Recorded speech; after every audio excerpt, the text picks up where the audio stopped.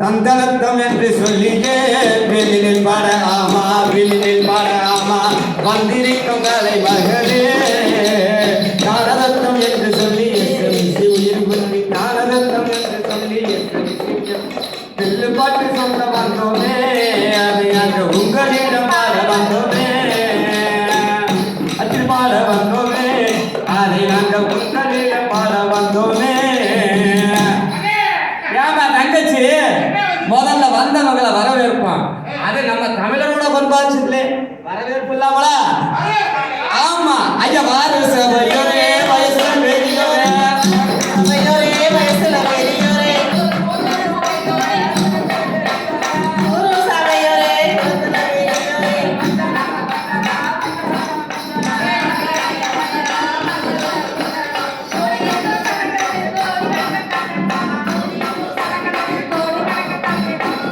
வணக்கம் வணக்கம் வணக்கம்.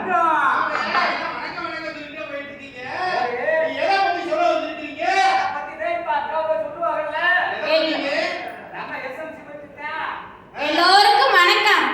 நல்லதோர் கலை, நாடு போற்றும் கலை, கருத்துக்களை எடுத்துரைக்கும் கலை, சரியான கலை. ஏன் நினைச்சீங்க அது என்ன நல்ல கலைன்ற? அது என்னது?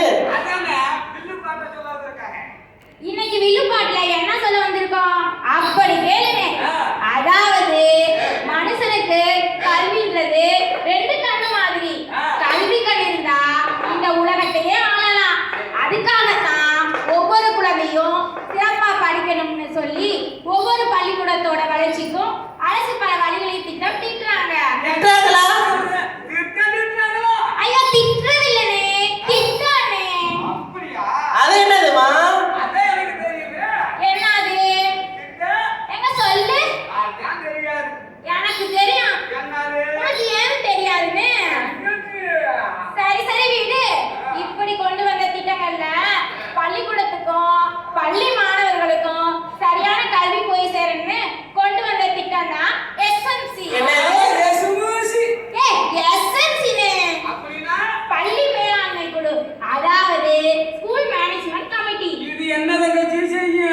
அதாவது 20 பேரை கொண்ட குழுவாம் எங்கள் எஸ்எல்சி. அதில் 60% பெண்கள் இருக்கணும். முறையாய் யோசி. 20 பேரை கொண்ட குழுவா எங்கள் எஸ்எம்சி, அதில் 60% பெண்கள் இருக்கணும். முறையாய் யோசி. ஆமா முறையாய் யோசி.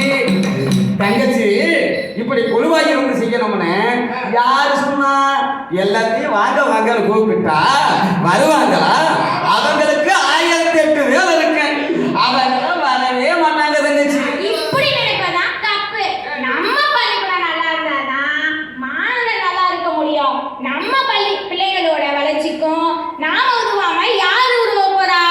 நாம தான் நம்ம பிள்ளைகளுக்காக பார்க்கணும். அதுக்கு தான் இந்த பள்ளி மேலாண்மை குழு. பள்ளி மேலாண்மை குழுன்னு சொல்லிக்கிட்டே இருக்கிறீங்க, அந்த குழுவுல லோனுக்கு ஏதாவது தருவாங்களா? அண்ணே, குழுனாலே லோன் கிடைக்கணும் தான் நிறைய பேர் இருக்காங்க. இது பணத்துக்கு மேல மதிப்பு தரும் கல்விக்கான குழு.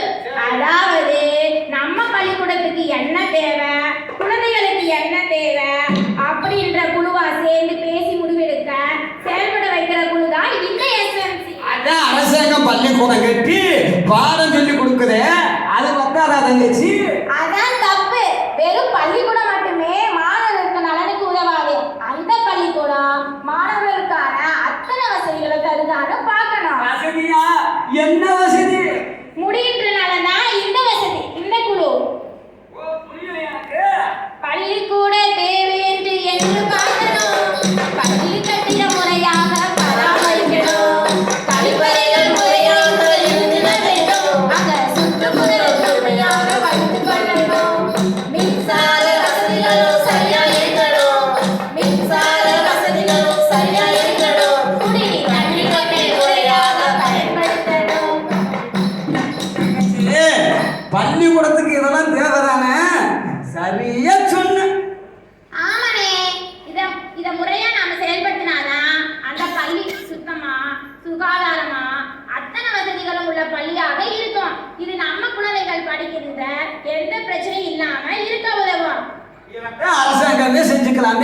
இதுக்கு போய் எதுக்கு தங்கச்சி குழு அமைக்கணும்? அதான் தப்பு. அந்த பள்ளிக்கூட வளர்ச்சியிலையும் அந்த குழந்தையோட வளர்ச்சியிலையும் அக்கறை அதிகம் உள்ளவராக யாரா இருப்பாங்க? ஊருக்காரங்க, அந்த பெற்றவங்க, அவங்க தான் இருப்பாங்க.